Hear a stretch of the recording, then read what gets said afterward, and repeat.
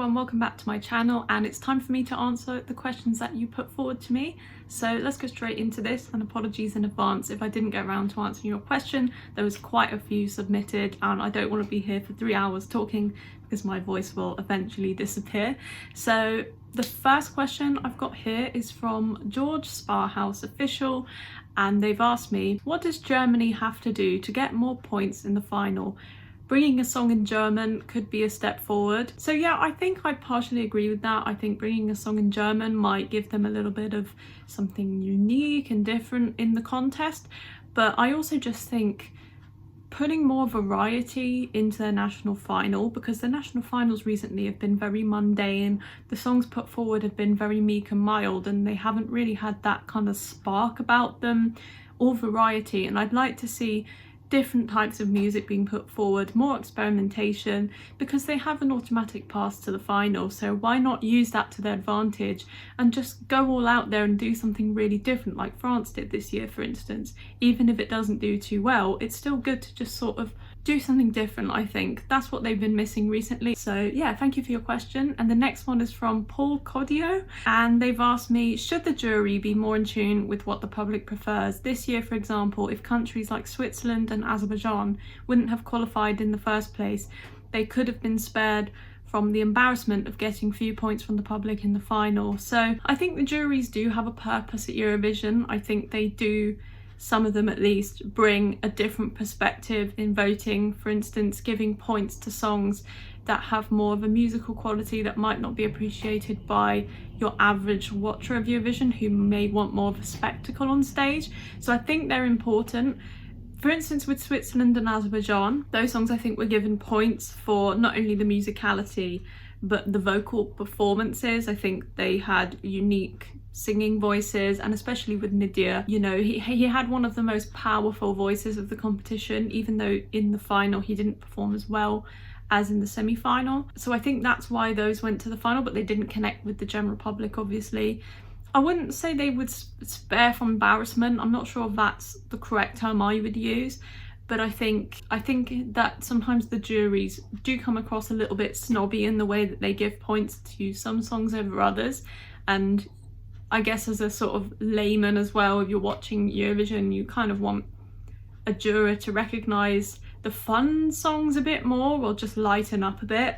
That's what I feel anyway. But I do think we need the juries, otherwise everything would just be kind of skewed towards more fun, silly stuff going to the final, and then the more serious efforts get left by the wayside, and then people will be more afraid of putting forward experimental or stuff that's more geared towards people who like to listen to music or know more about music, if you get me. So I think it is important. But yeah, interesting question.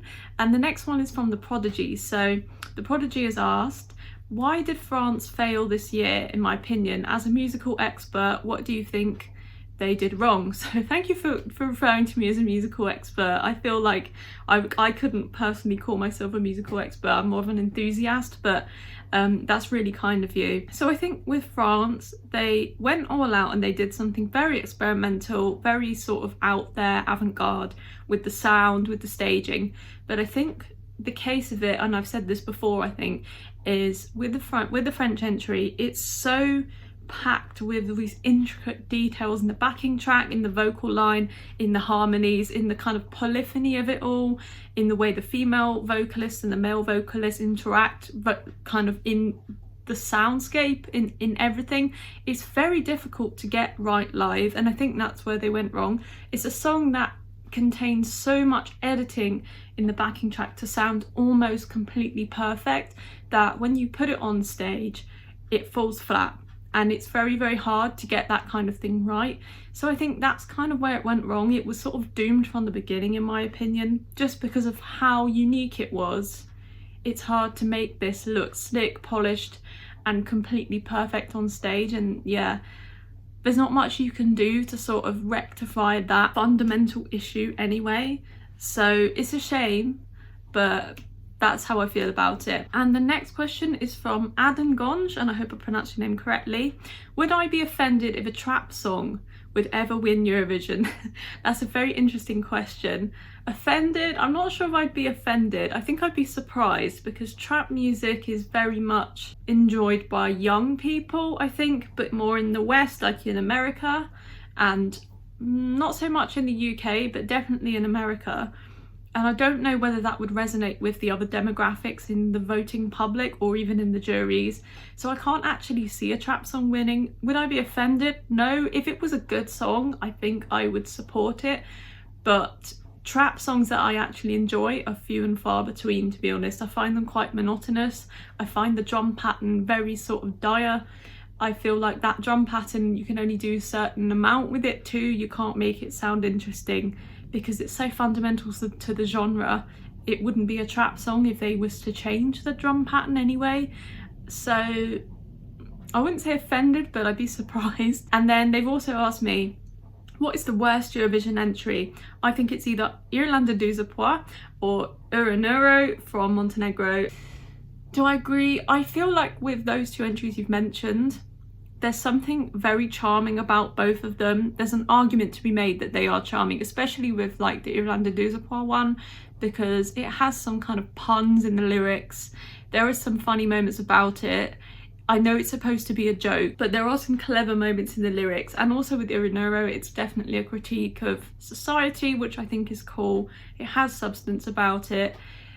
In my opinion, the worst Eurovision song is probably Happy I, 'cause Happy You from 2002. It's the Lithuanian entry.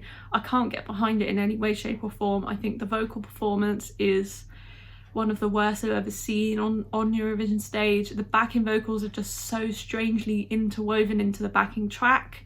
It just sounds and looks bizarre, and there's nothing about it which I think an argument can be made for it to be considered good or charming or quirky. It's just strange, and I can't say anything positive about it, unfortunately. So yeah, I think that's probably the worst song, but there's probably so many more kind of right there in the bottom tier of Eurovision songs. And the next question is from Nel mio intimo se Chilwell. Have I pronounced that correctly? I hope so. And they've asked me why some countries like Albania, Austria and Cyprus did not qualify to the final this year, in my opinion. So with those three, they were kind of on the borderline in my lists, in my predictions, because I did think musically those songs were good enough to go to the final, but it was actually the live performances that let every single one of those you've mentioned down. So with Albania, it was just the kind of loud pyro. I think the whole look, like the costumes and the choreography, didn't suit the song. They should have stuck with the one they did at FIC earlier on. With Austria, it was just the vocal performance, to be honest, from Pia Maria. They turned down her vocal line and then turned up the backing vocal line, so it was this sort of almost battle between those two voices, which just didn't kind of work out in the end, even though I appreciated that she looked like she had so much fun on stage. And with Cyprus, it just came across as very flat on stage, vocally and just visually. It was a good concept on paper with that shell structure and sort of having this Aphrodite looking backing dancers side by side to the lead singer, but I think it just didn't work in terms of in practice. I think I still really like that song though. I think the studio cut of that song is really great, but just the live performance, that's why those three didn't go through. Whilst the ones that surprised, like Iceland for instance, that went through, even though the song, a lot of people considered it to be good but not fantastic or great. The live performance was really quite solid. The lighting, the camera shots, everything came together really nicely, and there was nothing really much to fault about it. The fundamentals were all there. It just, yeah, it impressed a lot of people, and that's why it went through. So yeah, thank you for your question. And the next one is from Il Meglio del Web Calcistico. Would you be in favour of changing the rule so that the big five would need to qualify from the semi-finals to the grand final? Interesting one. So if you asked me this a year ago, I would have said yes, particularly for the UK, because I think the UK needed to step up their game. And if they were in the semi-finals, there would have been a bit more hunger to qualify, and maybe they would have put more effort in. Now I'm not so sure, because I think the UK stepped up, Spain stepped up. The only member of the Big Five that didn't was Germany, and they're kind of still lagging behind. So I don't know how to answer this one, because there's an argument to be made for, yes, they should qualify, but also the funding they provide I think is quite important. Yeah, I don't know how to answer that one. I think see next year what Germany does, and let's pray that Spain and the UK continue this good kind of rise into the top tier of countries all of a sudden. I think that would be fantastic. So yeah, thanks for your question. And the next one is from IRR 1900. How would you describe Dancing Lascia Tumbai in one word? I would say iconic. I think I agree, iconic, or I'd say mesmerizing, which is a strange one, but I think the whole use of glitter and the silver colour scheme is very mesmerizing. It's very catchy as well. I really love that entry. So yeah, I think I agree, iconic and mesmerizing. Next question is from Papparella. What's your all-time favourite Eurovision entry from Azerbaijan? Mine is Chinga's Truth from 2019.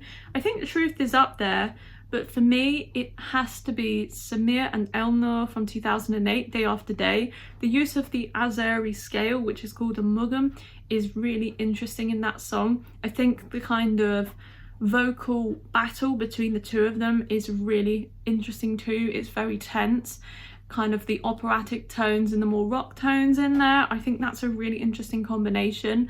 And I really like the chord progression in it too. It's just so intense. It's got these really dark kind of tones and undertones to it. Yeah, I think that is probably their best entry, to be honest, their debut. And I say in second, probably Truth. I do like that one. I kind of like their one this year as well, even though I thought the live performance fell a bit flat. And Cool Brad has asked me, would you like to see Dua Lipa compete at Eurovision? And if she does, should she represent the UK or Albania? I think she'd actually represent Kosovo if they debuted, but to be honest, I don't think she'd ever do Eurovision. She's too much of a big global artist now. I don't think it would be a level playing field if she competed.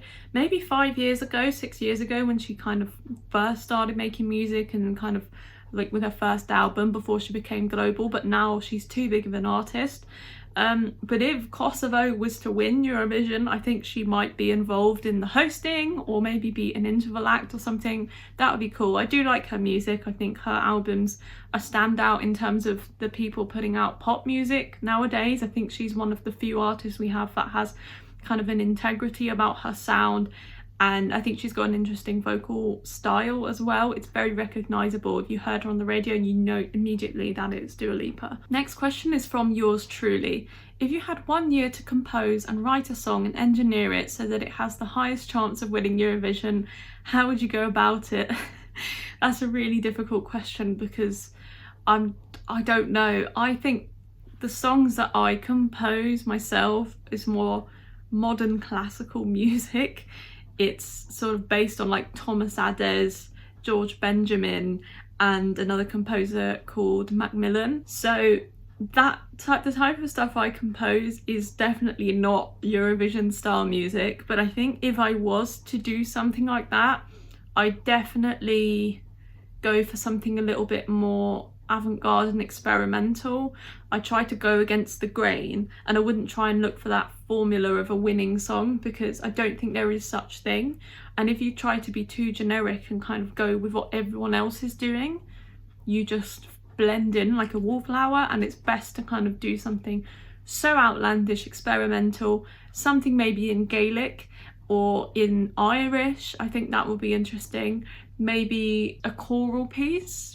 I don't know, but I think I might be the worst effort ever at Eurovision. So yeah, but thank you for your question. David Cutajar has asked me, would I ever consider making some kind of contribution to Eurovision myself? And if so, what would it be? Kind of like the last question, I would probably go for something a bit more in the background, maybe involved in the songwriting and playing an instrument rather than being on stage or involved kind of in person, because I am actually in real life painfully shy and definitely very reserved. I might come across as quite chatty on camera, but in real life I am just not like this. So I don't think I could ever show my face in any capacity in terms of Eurovision, but I would be behind the scenes doing more kind of writing, composing, putting ideas out there, that kind of thing. But yeah, these are really interesting questions. Thank you for all of these. And the next one is from Zanneox FR, and they've asked me, do you plan to produce music and make songs in the future? I think so. I mean, I am like a very busy person, and I do try and write stuff in my spare time. I do a lot of creative things, like I'll write pieces. I've got software on my laptop where I can kind of write scores out. And then I try and do like 4-track things as well. So I'll write 4 parts, like bass, guitar, electric guitar and piano, and then record it all kind of on one layer and then see what it sounds like. But I've never like put real stuff out there. I've never like produced anything. It's all just for fun, really. And then they also asked me, will I react to the national finals for the Eurovision 2023? So I could do it, but I think what I like on my channel is just to do the song that was selected for Eurovision. Otherwise there'd be too many videos, too much to keep up with, I think. I used to watch the national finals a few years ago when I had more time, but now as a full-time working woman, I find it quite hard to kind of make time to do that. So I stick to kind of looking at the song that was selected. And then like with last year, I think I looked at Finnish national final and the Spanish Benidorm Fest. I might do Benidorm Fest again because it's all a little bit earlier in the season before all of the songs are being released. So we'll see. But for now, I kind of just stick to looking at the song that was selected. And Margret has asked me, which year did you start watching Eurovision and which year since then is the strongest in your opinion? So I started watching Eurovision from start to finish in 2009 when I was allowed to, and I first voted in 2011. And I think the strongest year since then, probably 2016 or 2021, I think are quite up there for me. 2016 for the staging, I think, and the presenters are really great years. And then 2021, I think all of the songs, everyone brought it after the break in 2020. I think it was a massive step up in terms of quality and variety.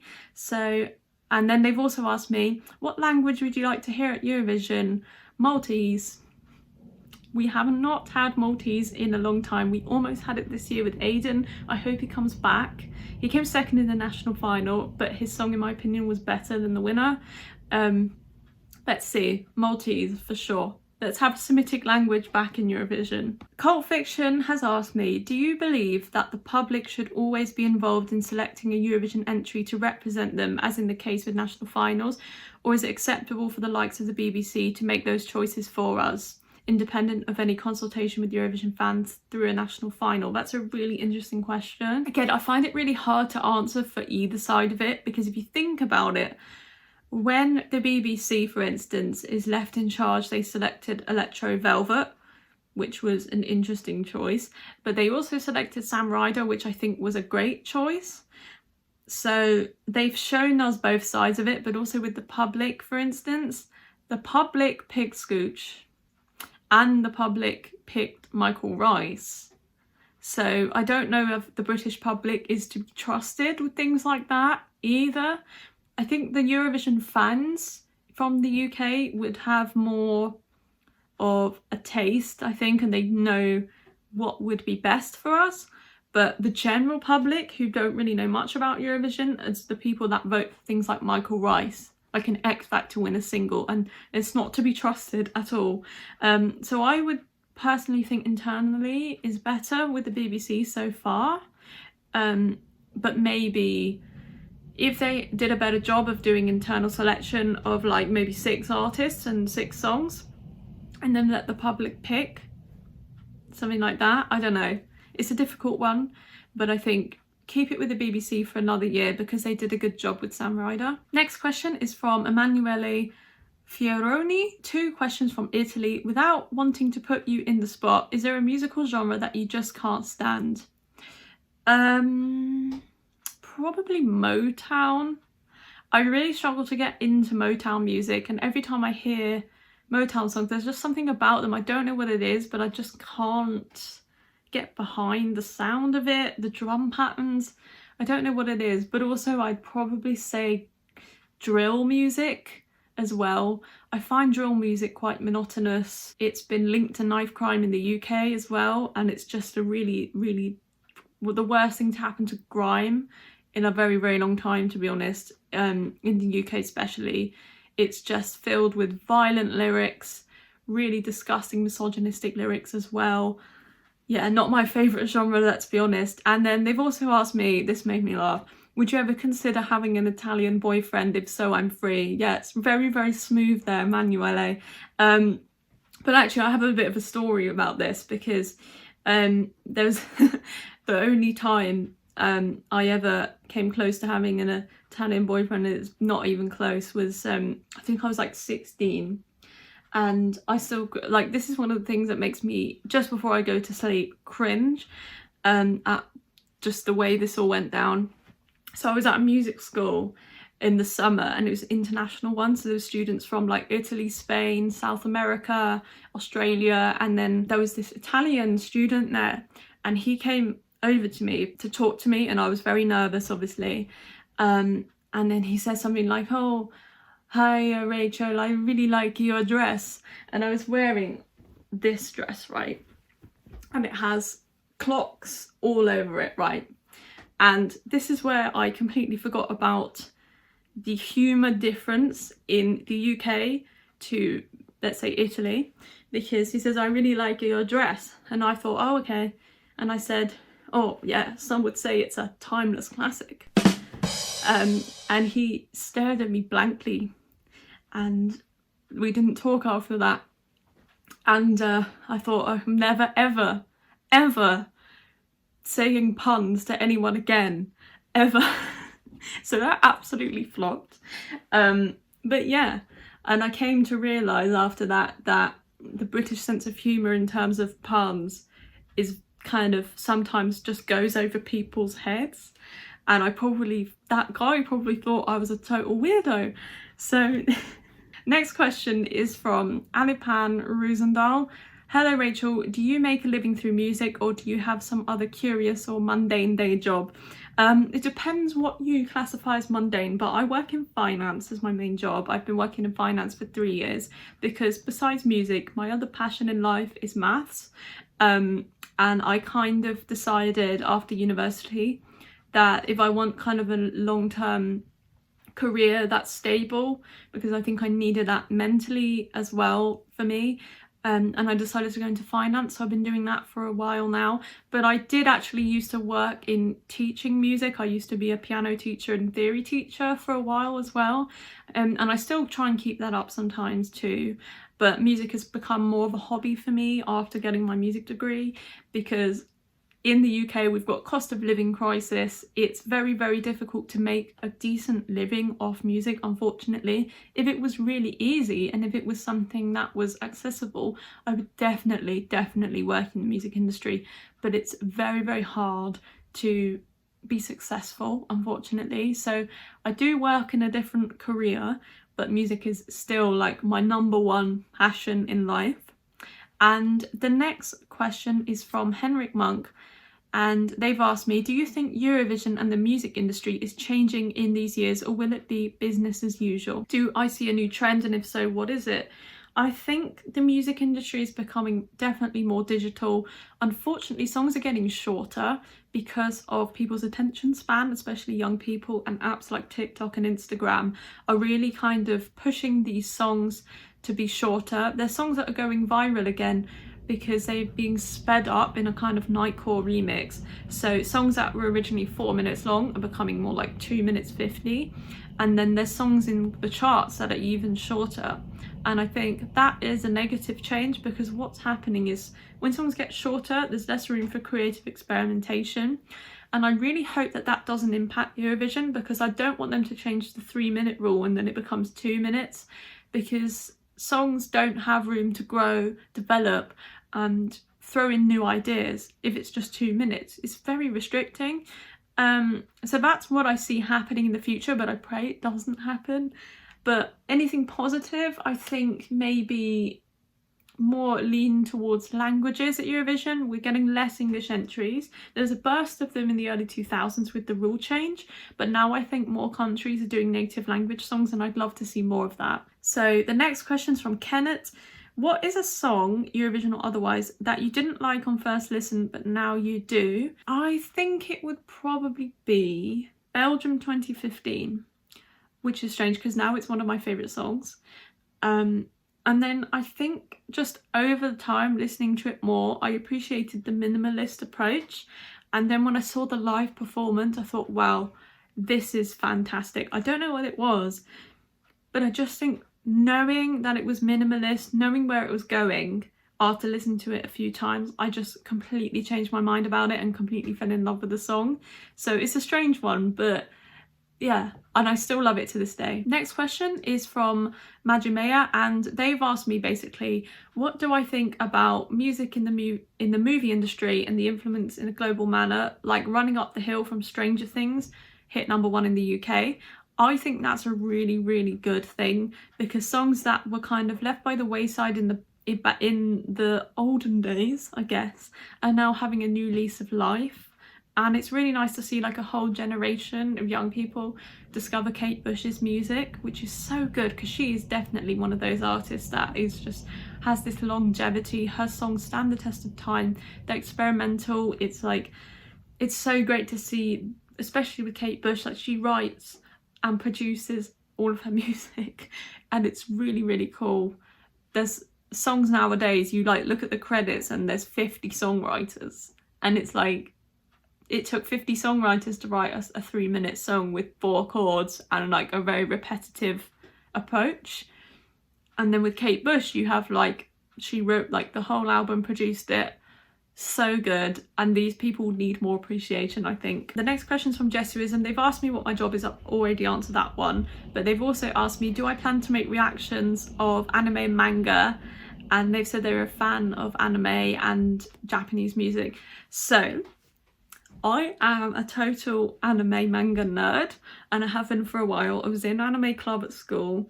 All of my best friends love anime too, and manga. I used to read Death Note, which was one of my favourite ones, and I really like the Studio Ghibli films. I know some people would call them a bit generic, but I absolutely love them. Pokemon, love, love, love, love, love. I could do reactions to stuff like that, but I don't know if like all of the subscribers and everyone else is into anime and manga. Maybe let me know in the comments. But yeah, I'm a massive, massive fan. Next question from Euan Crabb. What got you into music and who were your music idols? So my dad definitely got me into music. He introduced me from a young age to so many different artists like David Bowie and Morrissey, things like that. Music idols, I think Madonna when I was young was a music idol of mine. It sounds a bit strange, but Madonna, and she still is, to be honest. Also, I think from a young age I really looked up to classical musicians too, like Martha Argerich, who's a pianist. That kind of thing really inspired me with starting the piano and really kind of getting into it and becoming more passionate about things like that, definitely. But yeah, thank you for your question. Next one is from Hermanivision. Tea or coffee, cats or dogs, winter or summer? Coffee for sure is my favourite drink. I'm obsessed with coffee. I'm an enthusiast with coffee as well. Like I tend to go to these like special coffee shops and taste some of the coffee before I buy it to make my filter in the morning. Definitely dogs. I'm a big dog fan, and I plan to get a dog at some point in the future. Maybe a Samoyed or a Border Collie. They're my favourite dogs. Winter or summer? Probably summer, because I think it's a good impact on mental health for summer. Also, I like the hot weather, and I like to wear more relaxing clothes as well. But winter can be quite picturesque if it's not raining. But in the UK, unfortunately, it usually is raining and very grey in the winter, and we don't have these picturesque snowy days. And if it does snow, it's like black ice and slush and grey sludgy nastiness on the side of the road instead of like a beautiful hillside covered in snow. Red Devil has asked me, what do you mean when you say you have Maltese descent? Were you born on Malta, or are you half Maltese, something like that? So I'm half Maltese. My dad's Maltese and he's second generation. So my grandparents came here after the war, Second World War. But I have so much Maltese family that still live in Malta, and some that live in Sweden as well. And then my mum's side of the family are more Celtic, Scottish, and I think if I'm right, Welsh as well. I can't remember, but mostly like Irish, Scottish. But yeah, I kind of feel very passionate about both sides of my heritage, because my family are very like nationalists in a good way, like not in a bad way. And I tried to learn Maltese as a kid too before my gran passed away. She was teaching me a bit, but unfortunately the only Maltese expressions I kind of remember are the rude ones, because that's the ones that stick with you as a kid. So yeah, thank you for all of your questions, and yeah, I hope you guys have a good rest of the week, and I'll see you soon for more content. Bye.